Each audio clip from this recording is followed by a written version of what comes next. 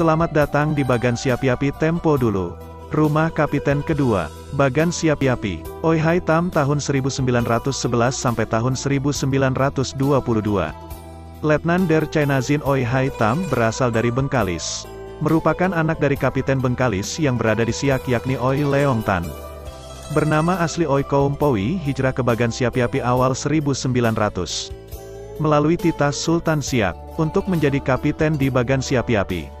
Di dalam tugasnya sebagai kapiten, dia mampu menyuplai garam yang cukup banyak sehingga para nelayan mempunyai garam yang cukup untuk hasil ikan serta menjadi sebuah pelopor sebuah bank, yakni Bank Bagan Maju, serta bersama Dr. Pratomo menjadi panitia dalam pembangunan sebuah rumah sakit, Zuiken Huis, di kota Bagan Siapi-Api. Kapiten Oi Hai Tam memerintah 1911 hingga akhir hayatnya tahun 1922.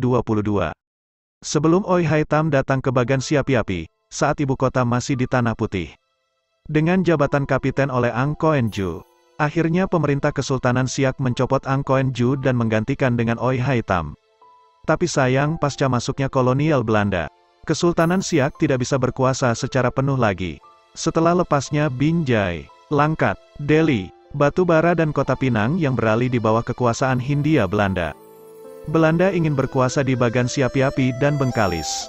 Akibat kolonial Belanda yang rakus akan kekuasaan, terus membuat perjanjian yang hanya menguntungkan Hindia Belanda saja. Hal itu membuat posisi Kesultanan Siak sudah tidak dominan lagi di daerah kekuasaannya. Hal ini juga berpengaruh juga kepada posisi Oi Hai Tam sebagai kapiten. Tetapi di satu sisi Oi Hai Tam disukai oleh masyarakat karena dia sebagai pribadi yang baik sehingga bisa menarik hati para penduduk Tionghoa dan Melayu di Bagan Siapi-Api. Oi Hai Tam juga merupakan anak seorang saudagar candu Oi Leong Tan. Bangunan rumah tersebut juga mengadopsi unsur Melayu di dalamnya serta banyak sekali barang antik peninggalan dari sang letnan tersebut, salah satunya piano buatan Jerman tahun 1900 bermerek Theater Winkelmann seharga $300.000. Sang letnan berada di bawah komando Mayor Der Chinazin Chong Afi di Medan.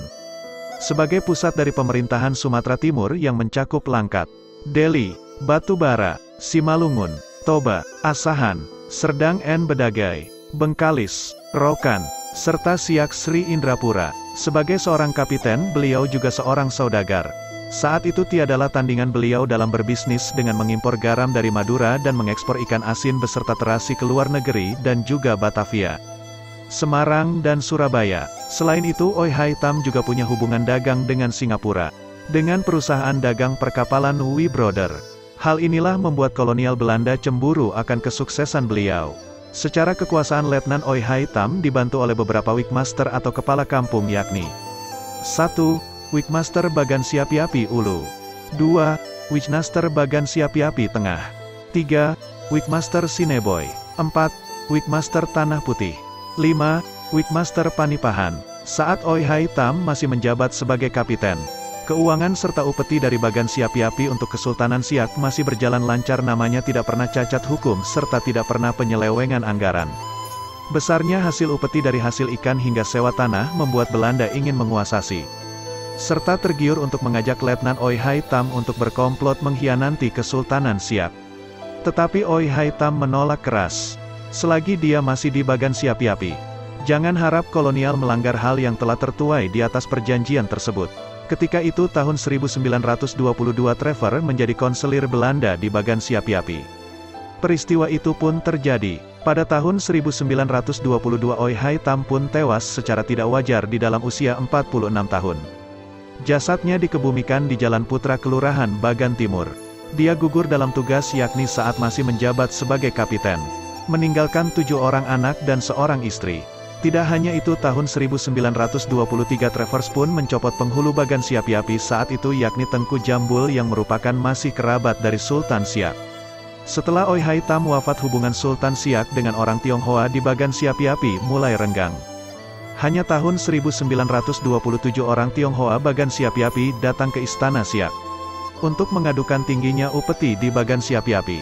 Saat Belanda yang mulai berkuasa penuh di Bagan Siapi-Api, Belanda menempatkan orang pilihan kolonial Hindia Belanda untuk ditempatkan di posisi penting. Rio Almusata, Bagan Siapi-Api Tempo Dulu, bersambung.